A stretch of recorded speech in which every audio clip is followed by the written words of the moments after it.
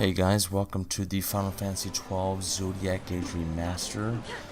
Game has finally been released on the PS4 as of earlier this week, and I wanted to do a first impression video just to kind of go over some of the changes, give you guys an outlook on what some of the gameplay is going to look like, as well as the graphics. Now, the first thing you can notice is that things tend to go a little more quickly. That's because they gave you the option to change in the configuration page whether you want to do a 2 times normal speed, 4 times normal speed, or just normal speed overall.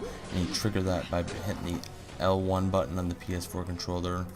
As you saw in the beginning of the video, that was a 2 times ramp up the speed, and then you have the ability at will to just change back to normal if you want things to be a little more technical, if you want more time to cast your items or spells. For boss battles such as this with Judge Geese. Now, that 4 times speed I have played around with. My impressions on it is it's a little too quick. I find that you end up running into a lot of walls. You can't really get items very well, but I feel like late game it'll work pretty well once you already know the routes. The other overhaul that they completely done to this game is the job system. From the first one where you had to share the job board with all the other characters, you have individual skill sets that all of them can choose from. There's 12 jobs now. You can only have 6 party members, so you're technically going to have to play the game twice, but I guess they added the feature to where you'll be able to eventually get 2 jobs per character, which will allow you to play with all 12, which is nice. I haven't gotten to that point in the game yet, but for now I'm just focusing on maxing out 1 job per character. I just got to the part right here as I'm showing where I got Ash and Penelope, and I am filling out what rules I want them to get. They give you a nice little description of each one. You don't have to choose one based on the items they're using. You can kind of configure their playstyle around it.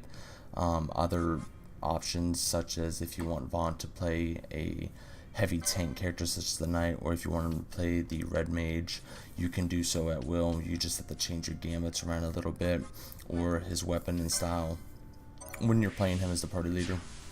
Most of them have roles that they are fit into, but I feel like the overall impression for the job system itself is nice. It gives you a little more leeway with what options you want to use with that specific job. It gives them a very good role, so you know when you choose 1 out of 3 characters for your party, you're going to have 1 tank, 1 healer, and 1 DPS, and these can be a little more geared towards that play style. So overall, I feel like the job system overhaul was pretty well done. There's plenty of abilities to keep you busy and grinding for LP to get this going. Now, as far as the battle system itself, I feel like it's smooth and everything feels okay. I was one of the ones who personally kind of overlooked this game when it first came out in 06. It was a Final Fantasy I never even finished. One of the only ones I never finished, just because I couldn't get into it. The story felt a little out there. But now playing the game again, I'm kind of finding a new love for this Final Fantasy, where I felt like I might have been a little underestimated. So I feel like this is definitely something you guys should grab on the PS4 just to give it a try. It is $50, so it's going to be a little pricey. I'm showing a little bit of some of the cinematics of the game. Again, it feels very nice. This was in 1080 off of my PS4 when I was streaming it. Again, you can compare the footage to the original, and it'll be by far superior in every way. So if you guys are just wanting to play the game for better aesthetics, that's how you say it, aesthetics, you guys can do that, and just get a complete graphic overhaul, replay of the game. If you guys are new to the series or new to the game itself, or never even tried 12 in the first place, this is again a good game to pick up.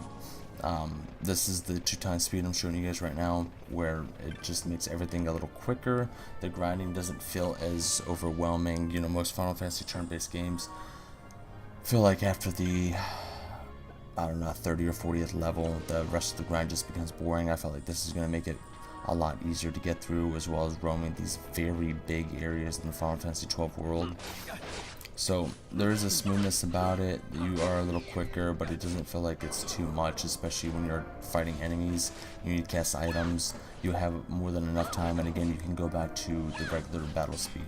You also have the ability to change back from active battle system or wait.